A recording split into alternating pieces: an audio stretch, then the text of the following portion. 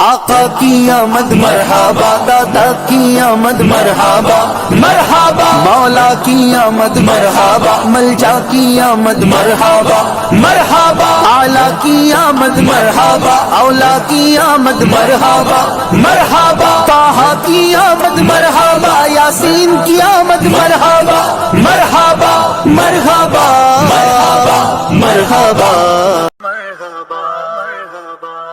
آقا کی آمد مرحبا، دادا کی آمد مرحبا مرحبا، مولا کی آمد مرحبا، ملجا کی آمد مرحبا مرحبا۔ معاشرے مسلک اعلی حضرت لبیک لبیک لبیک یا رسول اللہ، لبیک لبیک لبیک یا رسول اللہ، لبیک لبیک لبیک یا رسول اللہ، لبیک لبیک لبیک یا رسول اللہ۔ نعرہ تکبیر، نعرہ رسالت، سبحان اللہ۔ دیکھو دیکھو کون آیا، دیکھو دیکھو کون آیا، سنیوں کا شیر آیا، دیکھو دیکھو کون آیا، سنیوں کا شیر آیا، دیکھو دیکھو کون آیا، محافظ مسلک اعلی حضرت، محافظ ناموس رسالت، حضرت علامہ مولانا مفتی سلمان اظہری صاحب قبلہ، سنیت سے آیا، لبیک یا رسول اللہ، لبیک لبیک لبیک یا رسول اللہ، لبیک لبیک لبیک یا رسول اللہ۔ راستہ بنائے حضرت کے آنے کا راستہ بنائے، جو حضرات اس طرف کھڑے ہیں ان سے گزارش ہے کہ وہاں سے ہٹ جائیں۔ اسٹیج کے پاس جو حضرات کھڑے ہیں، ادب کا یہی مقام ہے کہ آپ حضرات وہاں سے ہٹ جائیں، حضرت کو بالکل تکلیف نہ ہونا چاہیے، آپ حضرات یہاں سے ہٹ جائیں، اسٹیج کے پاس سے جو حضرات کھڑے ہیں برائے کرم ہٹ جائیں، چین بنا کر کھڑے ہو جائیں، آپ حضرات چین بنا کر راستہ بنائیں۔ آ گئے حضرت آ گئے، جو حضرات اس طرف بھی کرسیاں لگا، پیچھے کرسیاں کر لیں کیونکہ میٹنگ بچھی ہوئی ہے، لوگ یہاں بیٹھیں گے۔ حضرت کی آمد ہو چکی ہے، عنقریب اسٹیج پر تشریف لا رہے ہیں حضرت کو آنے دیں، کوئی حضرت کا ہاتھ چومنے کی کوشش نہ کرے، دور ہو جائے وہاں سے، آپ حضرات راستہ بنائیں، حضرت کو آنے دیں۔ نعرہ تکبیر، نعرہ رسالت، عشق محبت عشق محبت عشق محبت عشق محبت، بستی بستی کریا کریا، بستی بستی کریا کریا، حضرت علامہ مفتی سلمان اظہری صاحب قبلہ، خلیفہ حضور تاج الشریعہ، خلیفہ حضور تاج الشریعہ، محافظ ناموس رسالت، ناشر مسلک اعلی حضرت، نعرہ تکبیر۔ کھلے یا رسول اللہ، ہم سب کی زبان تمہارے لیے، اٹھو اے مسلمانوں، قوت عشق سے ہر پست کو بالا کر دو، دہر میں نام محمد سے اجالا کر دو۔ وآخر دعوانا ان الحمدللہ رب العالمین۔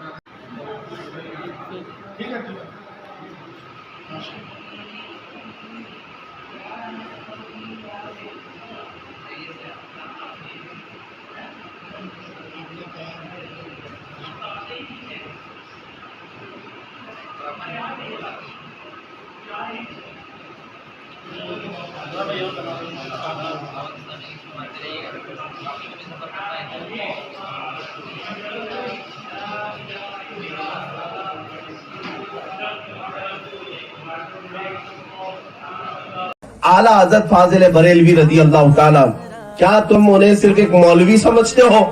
अपने वक्त के आइंस्टाइन का भी और बड़े बड़े साइंटिस्ट का भी मुकाबला उस बरेली के इमाम ने किया है।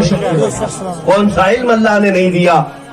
ऐसे ऐसे उलूम के दरिया बहाए हैं कि 100 साल गुजरने के बाद आज पूरे हिंदुस्तान में क्या अरब में भी ऐसा आलिम नहीं मिल पाता जो उनकी किताबों को हल कर सके। सुभान अल्लाह। और सूरतों की तरतीब जो है वो दो इसमें है मसले होते हैं। एक तो ये कि पहले वाली, अगली रकत में से आगे वाली, ये तो वाजिब है।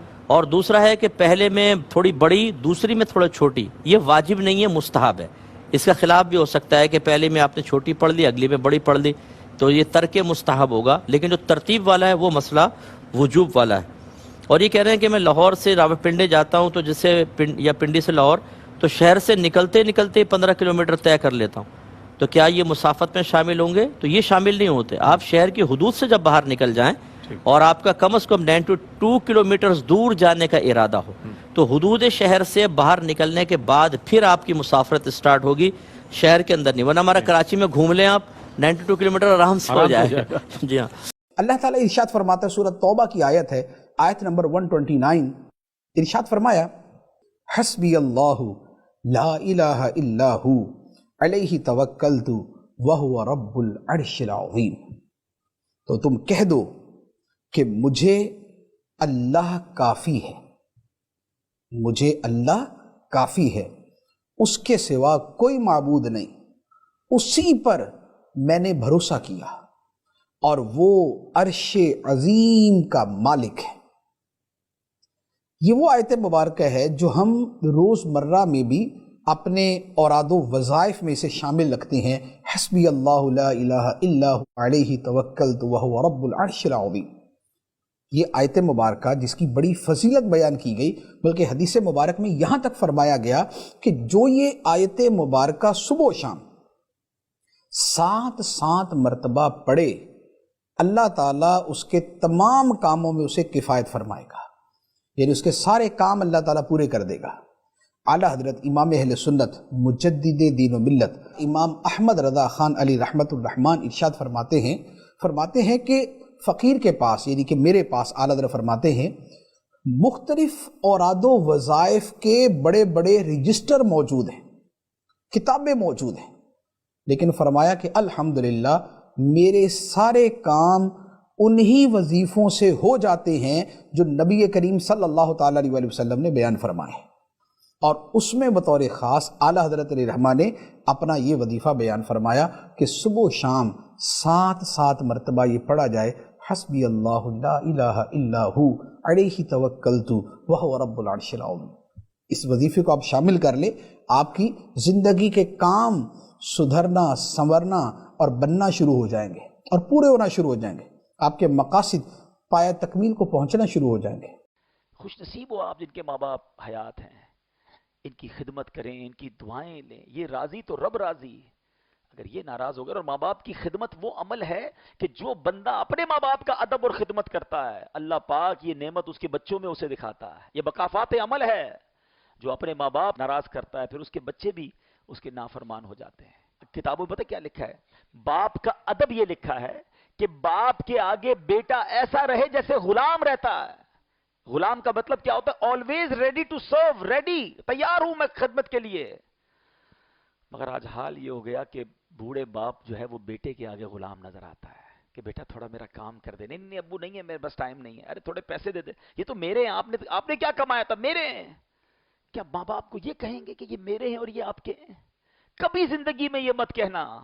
हम जो कुछ है वो माँ बाप की वजह से हैं। यकीन माने बहुत खुश नसीब है वो बच्चे कि जिनको माँ बाप ने खिदमत का मौका दिया हो। बहुत सारे माँ बाप तो वो हैं जो बुढ़ापे तक पहुंचने से पहले, माजूरी और कमजोरी तक पहुंचने से पहले बच्चों की खिदमत करते करते ही खुद चले जाते हैं, मौका ही नहीं दिया। अगर आज तुम्हारे माँ बाप ने तुम्हें कोई खिदमत का मौका दिया है तो इसको सआदत समझना।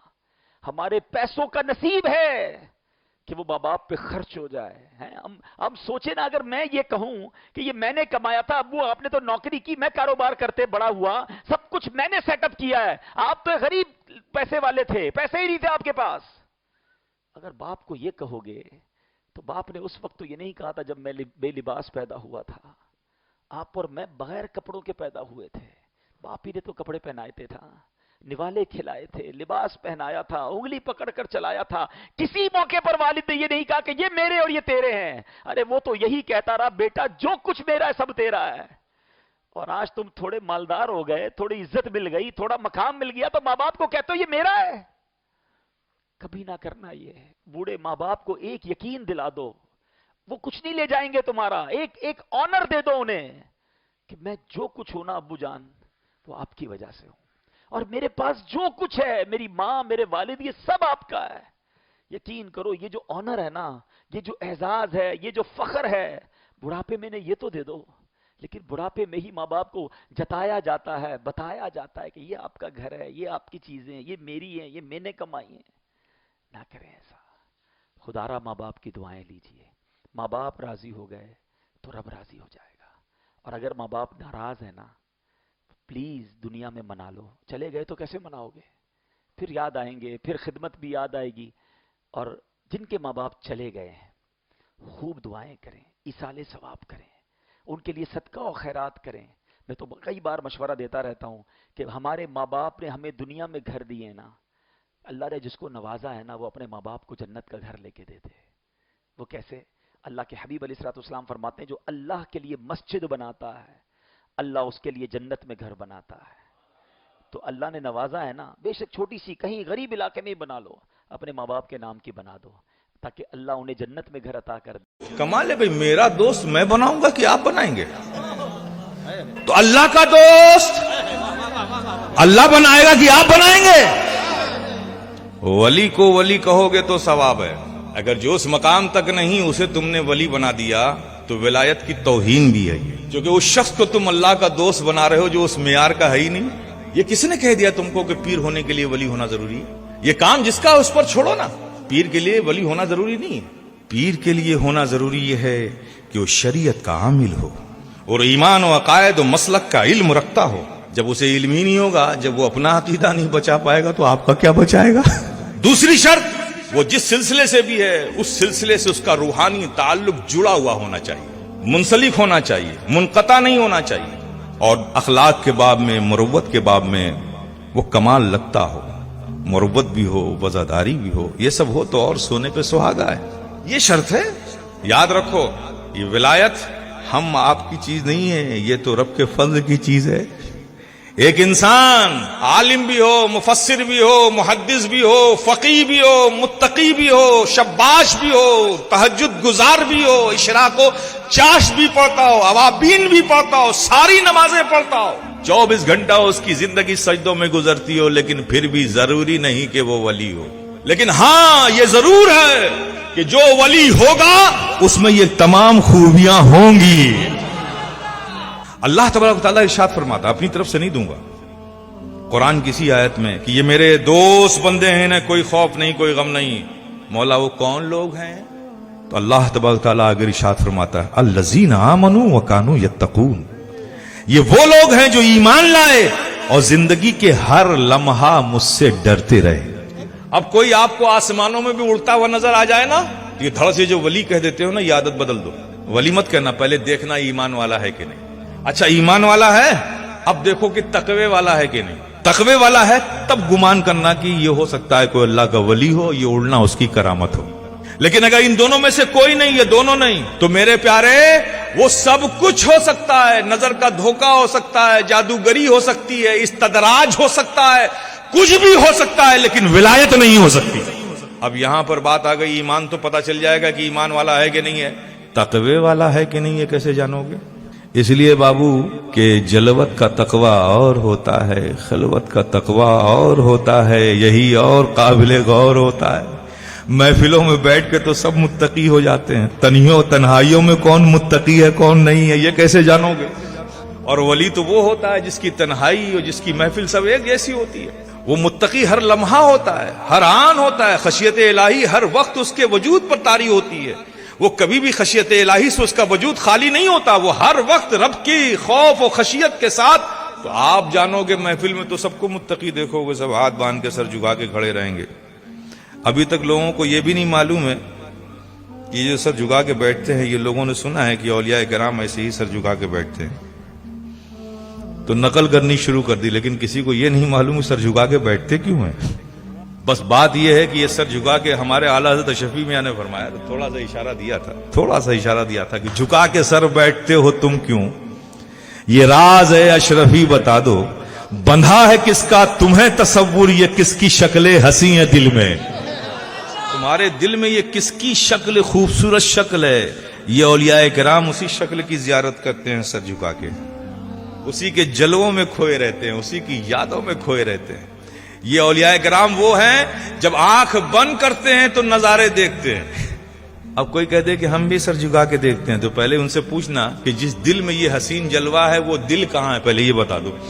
ارے میاں اسی دل کو پانے کے لیے تو ایک متقی بندہ، تقوی شعار بندہ اپنی عمر کے اکثر حصے گزار دیتا ہے شباشی میں، ذکر و فکر میں، تقوی و طہارت میں، تسبیح و تحلیل میں.